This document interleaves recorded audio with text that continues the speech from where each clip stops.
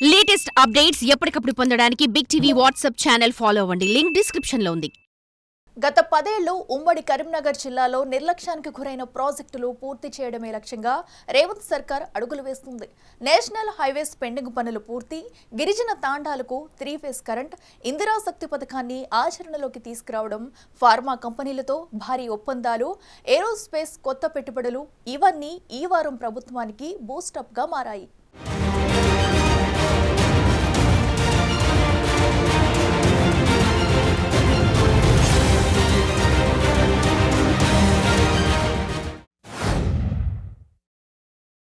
ప్రజాపాలన ప్రజా విజయోత్సవాలలో భాగంగా సిరిసిల్ల జిల్లా వేములవాడలో నిర్వహించిన కార్యక్రమంలో సీఎం రేవంత్ రెడ్డి పాల్గొన్నారు. రాజన్న సిరిసిల్ల జిల్లాపై ముఖ్యమంత్రి వరాల జల్లు కురిపించారు. తొలి ఏడాదిలోనే మొత్తం 694 కోట్లతో అభివృద్ధి పనులు చేపట్టారు. శ్రీ రాజరాజేశ్వర స్వామి దేవాలయ అభివృద్ధి పనులకు 76 కోట్లు, అలాగే 35 కోట్లతో అన్నదానం సత్రం నిర్మాణ పనులు, ఇతర అభివృద్ధి పనులకు శంకుస్థాపనలు, ప్రారంభోత్సవాలు చేశారు. గల్ఫ్ దేశాలలో మరణించిన 17 కుటుంబాలకు 85 లక్షల పరిహారం అందించారు. గల్ఫ్ పాలసీలో భాగంగా ప్రజాప్రభుత్వం ఈ నిర్ణయం తీసుకుంది. అలాగే ఎన్నో ఏళ్లుగా పెండింగ్లో ఉన్న మిడ్మానేరు నిర్వాసితుల ఆకాంక్షలు నెరవేర్చే దిశగా ప్రభుత్వం ముందడుగు వేసింది. 236 కోట్ల రూపాయలతో మిడ్మానేరు రిజర్వాయర్ భూ నిర్వాసితులకు 4696 ఇందిరమ్మ ఇండ్ల నిర్మాణం చేపడతామని నిధులు రిలీజ్ చేశారు. సో ఏడాది పాలన సందర్భంగా పూర్తి విశ్వాసం కల్పించేలా ప్రభుత్వం ముందడుగు వేసింది.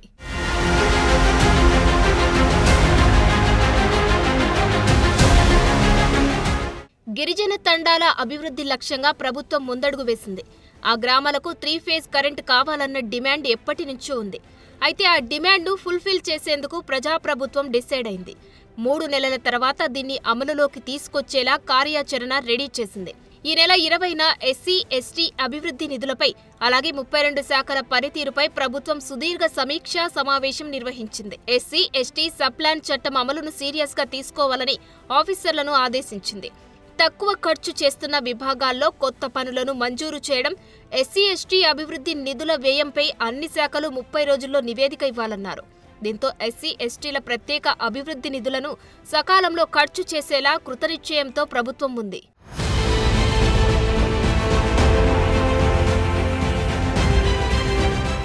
అభివృద్ధికి రోడ్లే కీలకం.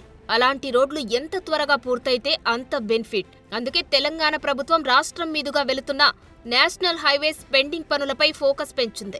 గత ప్రభుత్వ హయాంలో జాతీయ రహదారుల విషయంలో నిర్లక్ష్యం వహించారని, ఇప్పుడు వాటిపై రివ్యూ చేసిన ప్రభుత్వం వేగం పెంచాలని ఆదేశించింది.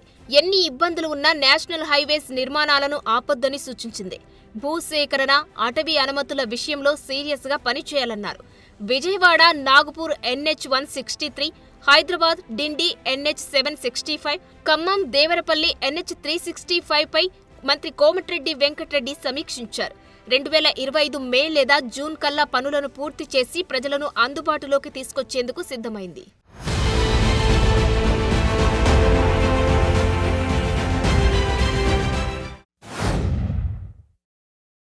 పేదలకు వైద్యం విషయంలో ఎక్కడా ఇబ్బందులు రాకుండా రాష్ట్ర ప్రభుత్వం చర్యలు తీసుకుంటుంది. కింది స్థాయి నుంచి పటిష్టం చేస్తూ వస్తున్నారు. వైద్య శాఖలో ఇప్పటికే 7,000కు పైగా నర్సుల నియామకాలు చేపట్టారు. రోగులకు 90% చికిత్స PHC, CHCల్లోనే జరిగేలా కార్యాచరణ రెడీ చేస్తున్నారు. ప్రభుత్వ డాక్టర్లు రోగిని తమ క్లయింట్గా భావించాలని వైద్య ఆరోగ్య శాఖ మంత్రి దామోదర రాజనరసింహ చెప్పారు. మంచిర్యాలలో 360 కోట్లతో చేపట్టనున్న సూపర్ స్పెషాలిటీ ఆసుపత్రికి మంత్రులు దామోదర రాజనరసింహ, శ్రీధర్ బాబు ఈ నెల 21న భూమి పూజ చేశారు. హాస్పిటల్స్ లో వైద్య సిబ్బంది అందుబాటులో లేరనే విమర్శ రావొద్దని సూచించారు. ప్రతి మండలానికి 2 అంబులెన్సులు, అలాగే ప్రతి 30 కిలోమీటర్లకు ఒక ట్రామా సెంటర్ ఉండేలా చర్యలు చేపట్టనుంది ప్రభుత్వం.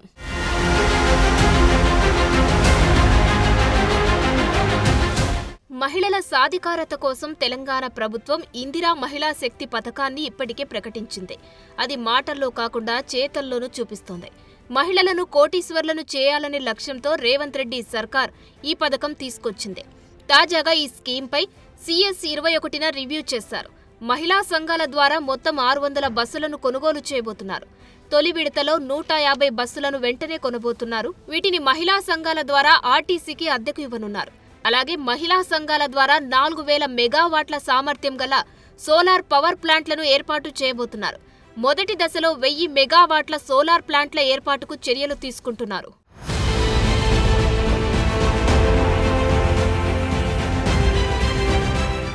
తెలంగాణ పోలీస్ శాఖలో 8000 మందికి పైగా సివిల్, ఆర్ముడ్ రిజర్వ్డ్ కానిస్టేబుళ్లు విధుల్లో చేరారు. తెలంగాణ పోలీస్ అకాడమీతో పాటు రాష్ట్రంలోని పలు శిక్షణ కేంద్రాల్లో ఈ నెల 21న పాసింగ్ అవుట్ పరేడ్ జరగనుంది. మరో 4000 మంది తెలంగాణ రాష్ట్ర ప్రత్యేక పోలీస్ శిక్షణ డిసెంబర్లో పూర్తి కానుంది.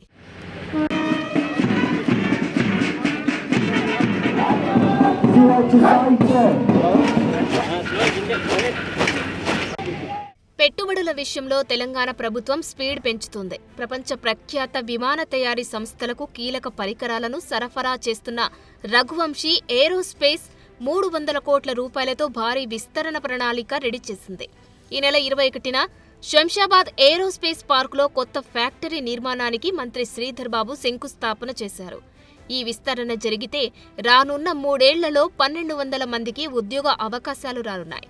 Air bus A320, Boeing 737 max విమానాల ఇంజిన్లకు GE aerospace, Rolls Royce, Pratt and Whitney, Safran, Honeywell విమానాలకు ఇంజన్లను తయారు చేసే సంస్థలకు రఘువంశీ ఏరోస్పేస్ ఫ్యూయల్ ట్యాంకులు, ల్యాండింగ్ గేర్లు వంటి కీలక విడిభాగాలను సరఫరా చేస్తుంది.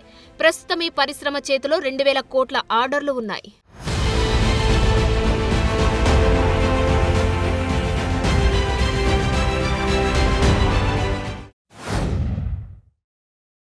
గచ్చిబౌలిలో కామన్వెల్త్ మీడియేషన్ ఆర్బిట్రేషన్ కాన్ఫరెన్స్ 2024కు ముఖ్య అతిథిగా సీఎం రేవంత్ రెడ్డి హాజరయ్యారు. ఈ కార్యక్రమంలో supreme court justice Bhushan Ramakrishna Gavai, Telangana high court ప్రధాన న్యాయమూర్తి అలోక్ ఆరాధే పాల్గొన్నారు. భారీ సంఖ్యలో కేసులు పెండింగ్లో ఉండడం కోర్టులకు సవాల్గా మారిందన్నారు సీఎం రేవంత్ రెడ్డి. పెండింగ్ భారాన్ని తగ్గించడానికి వేగంగా, సమర్థవంతంగా కేసుల పరిష్కారానికి ప్రత్యామ్నాయ వ్యవస్థలు అవసరమన్నారు. మధ్యవర్తిత్వం, చర్చల ద్వారా వీలైనంత త్వరగా సమస్యలు, వివాదాలను పరిష్కరించుకోవాలని సూచించారు. అలా చేయడం వల్ల వివాదంలో చిక్కుకున్న ఇరు వర్గాలకు ఉపయోగకరంగా ఉంటుందని చెప్పారు. అందుకోసం international arbitration and mediation centre ఉపయోగపడుతుంది. ఈ సందర్భంగా సీఎం చెప్పిన కీలక విషయం ఏంటంటే, ఈ మధ్యవర్తిత్వ కేంద్రం సేవలను గ్లోబల్ ఇన్వెస్టర్స్కు, బడా పారిశ్రామికవేత్తలకు మాత్రమే పరిమితం చేయకుండా కామన్ మ్యాన్కు, చిన్న సంస్థలకు కూడా అందించాలన్నారు. ఆర్బిట్రేషన్ సేవలను పేదలకు అందుబాటులోకి తీసుకురావడంపై మరో సదస్సు నిర్వహించాలని సీఎం కోరారు.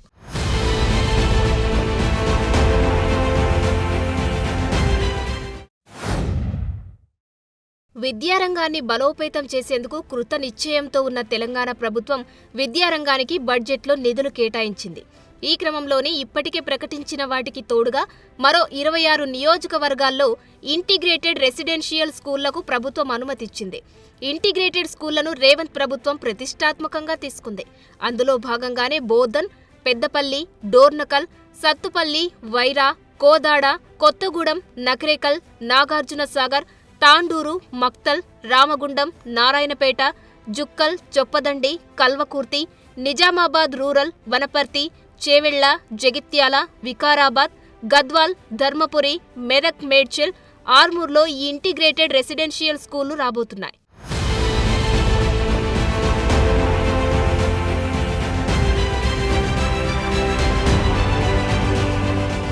చెరువుల సంరక్షణ కోసం కీలకంగా పనిచేస్తున్న హైడ్రా ఈ వారం కీలకమైన అప్డేట్ ఇచ్చింది.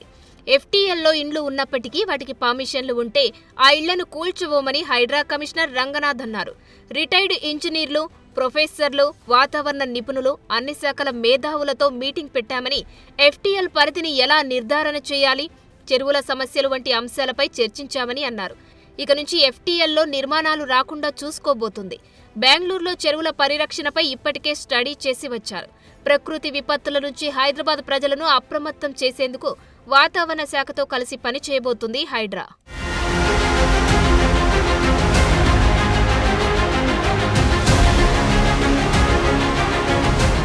రాష్ట్రంలో పరిశ్రమలను నెలకొల్పి యువతకు ఉపాధి అవకాశాలను పెంచాలని చూస్తున్న రాష్ట్ర ప్రభుత్వం ఆ దిశగా మరో కీలక ముందడుగు వేసింది. తాజాగా దేశంలో పేరొందిన పలు ఫార్మా కంపెనీలతో ఎంఓయూలు కుదుర్చుకుంది తెలంగాణ ప్రభుత్వం. దీంతో రాష్ట్రానికి దాదాపు 5,260 కోట్ల పెట్టుబడులు వచ్చాయి. వీటి ద్వారా ఫార్మా రంగంలో 12,490 మందికి ఉద్యోగాలు లభించనున్నాయి.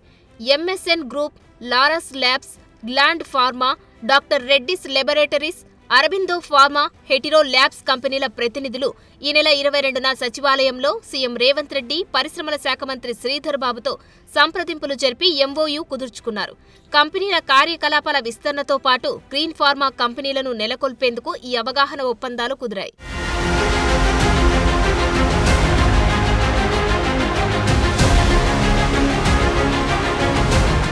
ప్రజల దృష్టిలో ఉద్యోగుల జవాబుదారీతనాన్ని పెంచేలా ప్రభుత్వం కొత్త నిర్ణయం తీసుకుంది. తెలంగాణ సెక్రటేరియట్ ఉద్యోగుల ఫేస్ రికగ్నిషన్ ద్వారా హాజరు నమోదు చేస్తున్నారు. రెగ్యులర్, అవుట్సోర్సింగ్ కాంట్రాక్టు ఉద్యోగుల హాజరు ప్రక్రియను ఇక నుంచి ఫేషియల్ టెక్నాలజీ ద్వారా నమోదు చేస్తారు. ఉద్యోగుల సమయపాలనపై ప్రత్యేక దృష్టి పెట్టిన ప్రభుత్వం ఫేస్ రికగ్నిషన్ హాజరు ప్రక్రియకు నిర్ణయించింది. ప్రజాప్రభుత్వం వచ్చాక ఉద్యోగులు ఆలస్యంగా వస్తున్నారని గుర్తించి పారదర్శకత పెంచేలా ఈ నిర్ణయం తీసుకున్నారు. సచివాలయంలో ప్రస్తుతం 4వ తరగతి ఉద్యోగుల నుంచి ఏఎస్ఓలు, సెక్షన్ ఆఫీసర్లు, అసిస్టెంట్ సెక్రటరీలు, డిప్యూటీ సెక్రటరీలు, జాయింట్ సెక్రటరీలు, అడిషనల్ సెక్రటరీల వరకు దాదాపు 4,000 మంది పనిచేస్తున్నారు. ఐఏఎస్లు మినహా అందరికీ ఫేషియల్ రికగ్నిషన్ విధానాన్ని అమలు చేస్తున్నారు. జవాబుదారీతనం పెంచే విషయంలో ఇదో కొత్త ఆలోచన.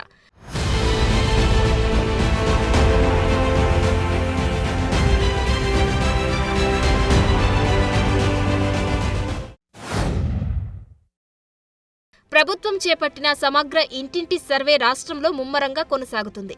ఇప్పటి వరకు 87.1% నివాసాలలో ఈ సర్వే పూర్తయింది. గడువు సమీపిస్తుండటంతో ఎన్యూమరేటర్లు స్పీడ్ పెంచారు. ఈ సర్వే పూర్తయ్యాకే కులాల వారి జనాభా ఎంత ఉందో క్లారిటీ వస్తుంది. ఆ తర్వాత డెడికేటెడ్ కమిషన్ ద్వారా బీసీల సంఖ్యను నిర్ధారించి పంచాయతీ ఎన్నికల్లో ఆ ప్రకారం రిజర్వేషన్లు కల్పించనున్నారు. అసెంబ్లీ ఎన్నికలకు ముందు కాంగ్రెస్ లోకల్ బాడీ ఎన్నికల్లో బీసీలకు 42% రిజర్వేషన్లు కల్పిస్తామంది. ఈ ఇంటి సర్వేతో సంక్షేమ పథకాలను మరింతగా జనానికి రూపొందించేందుకు ఉపయోగపడనుంది.